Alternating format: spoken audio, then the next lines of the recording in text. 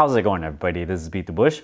Credit Suisse is delisting TVIX. As you guys know, I bought a little bit into this, anticipating of a huge spike coming ahead. So in this video, I'm going to talk about what kind of went through my mind in doing this particular trade, and also what I think is going to happen going forward.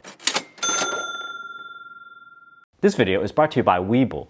You can help out this channel out just by signing up for this account, and you can also get 2 free shares of stock for yourself as long as you start an account and deposit $100. Now, Credit Suisse also announced that they're gonna delist a whole bunch of other things which I have not invested in. They're gonna delist 3X long and inverse, silver, gold, and natural gas. They're also gonna delist inverse VIX, which is ZIV. They're gonna delist 1X VIX, which is VIIX, and they're gonna do a 2X VIX. They're gonna delist TVIX, which is the thing that I invested in for 10 shares. Now let me go over exactly what they said that really caught my attention here.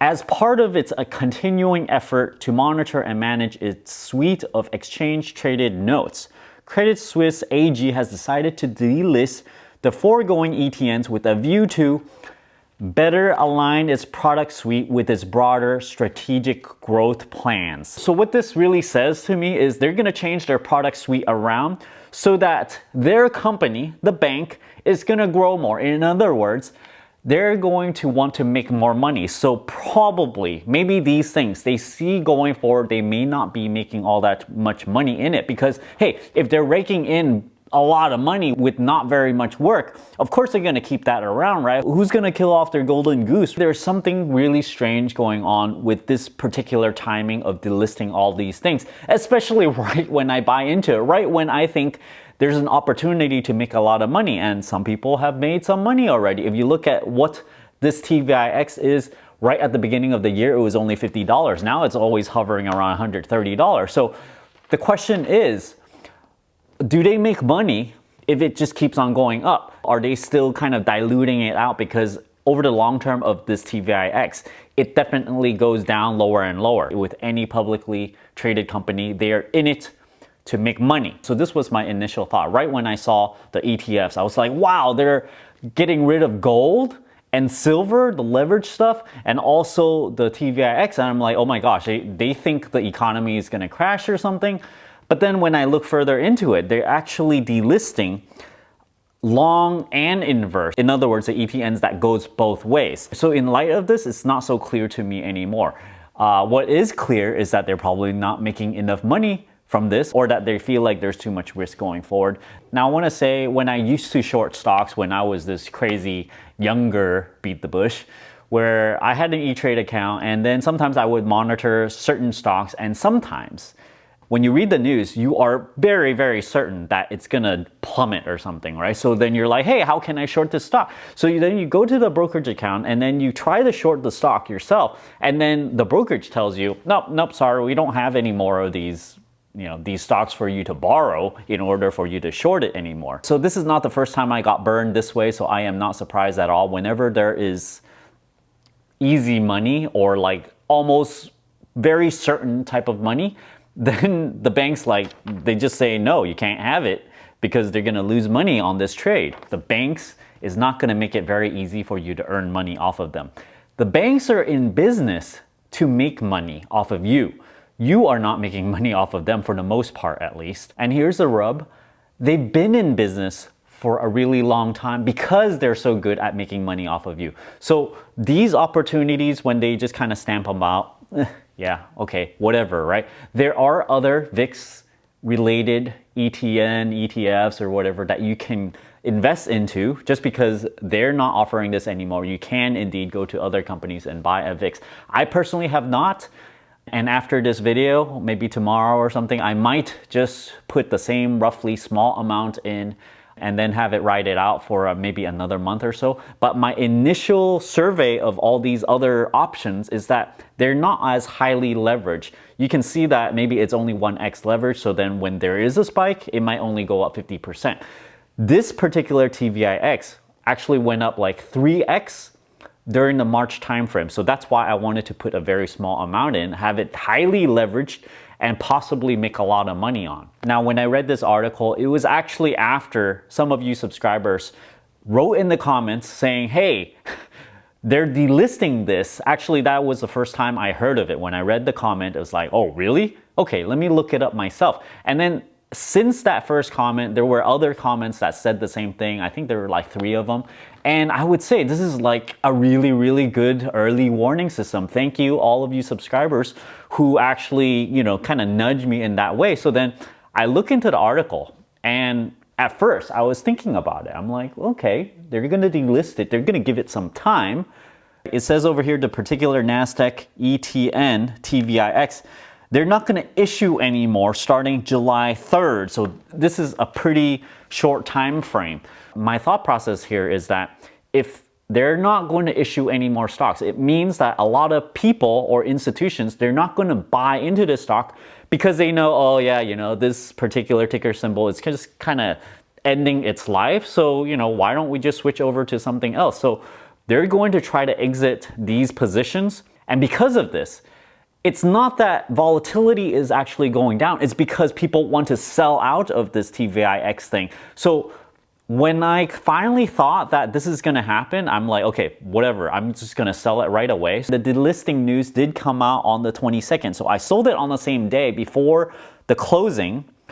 And when they announced it, it did drop a tiny bit, but not a lot. But by now, it's dropped a lot. Reviewing over what I exactly did over here, I bought TVIX 10 shares only, okay? I'm not crazy here. I don't want to gamble my life away.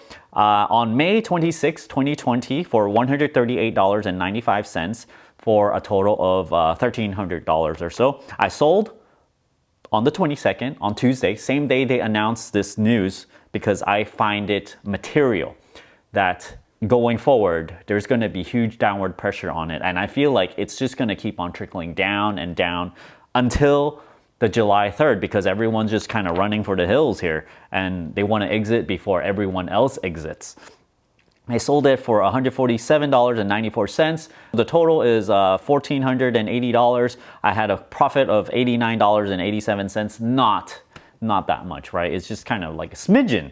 6.5% gain over here. But you guys will realize that when I bought into it, it spiked up a lot after I bought into it. It peaked on June 11th for a 37% gain. So I could have sold it on that day for a lot more gain. So 6 times as much as 90. So that's like $540 gain or so instead of $90. But I'm okay with this because a gain is a gain. And you should try to develop this sense that if you ever make any money, right? If you make $10, it's probably better than $0. Anyway, after I exited this position, I decided to buy some gold, GLD. This is an asset. This is not real physical gold, so you can just kind of trade it very liquidly in your brokerage account. Oh, by the way, I have to mention that this is just what I do. I cannot recommend for you to do this yourself or anything. Whenever I talk about this stuff, people like to copy what I do. And people tell me, oh, I bought TVIX, oh, I made money and stuff. But I'm like, no. I don't want to hear any of that, right? Because this is just what I do. I'm not a financial advisor. I cannot tell you what you do. Anyway, I bought gold mainly because of this news that they're going to cut off this gold ETN thing, because I feel like, hey, banks, if they think this gold ETN thing is not going to make them any money, that maybe they're going to lose money on it, then why shouldn't I buy some into it? And I think this is a pretty good reason, because this is sort of like a bearish thing to do, right? If I'm sold out of all the stocks, if I buy TVIX, this is a bearish position. And buying gold is also a bearish position because, when the stocks goes down, people tend to, they pour it somewhere. They might be pouring it into gold in the future. So I put a significant amount into gold so far. I bought gold at $165.175 on the same day, on June 22nd. Now it's up about 1%. This small volatility for gold, 1% is actually a lot.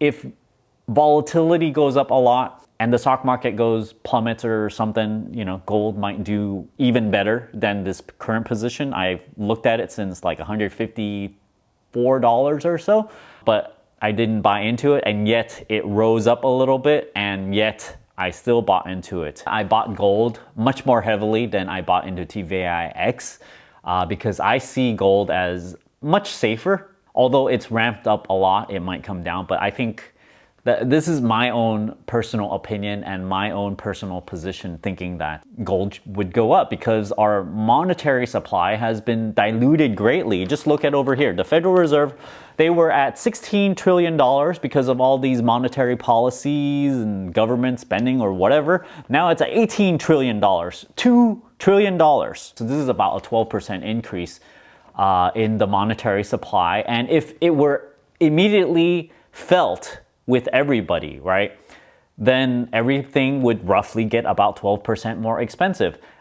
And when you look at food, okay, I want to just go over a little bit of the food stuff that I bought. It definitely feels like things has gone up about 12%. My favorite triangle cake, $1.75 for like a few years, and then all of a sudden now it's $2, so 14% increase, roughly about the same amount as the monetary supply increase. Beef, if you try to buy beef, it's gone up roughly 50% because I could buy like this round roast thing for like $3.99 a pound. Now, the cheapest I can ever see beef for is around $6. So this is a 50% increase. When I buy groceries, I definitely feel the pain because it is a little bit more expensive. The thing I can blame it on, it's this virus thing. It's also the monetary supply increasing, creeping up on everybody, making inflation go up. Just a short plug, you guys might be wondering, where the heck am I getting groceries? I've been buying from this place called Farmstead, and they deliver all throughout the Bay Area.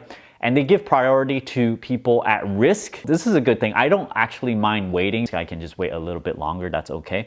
But they have this deal, $15 off your first order. You get a free, it's in a glass bottle of organic milk. That's your first order. And the second order, you get $25 off. So this is actually a really, really good deal. From me ordering it, I ordered like 2 or 3 times already.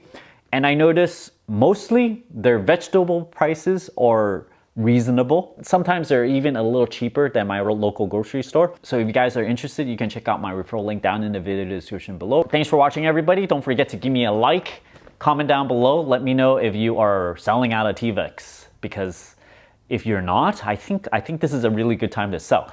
If I sell it now, I probably would have made a loss already. So it was like a really quick thinking thing. And I feel like the news actually takes time for people to digest. Even though this news article comes out, maybe they're at work or something, they read it, they're like, oh, I'm too busy. A lot of people are too busy every single day working and they can't do any kind of trade. And then maybe after work, they read it. The next day, they go and sell their TVIX. So this is why I'm in the position of acting quick.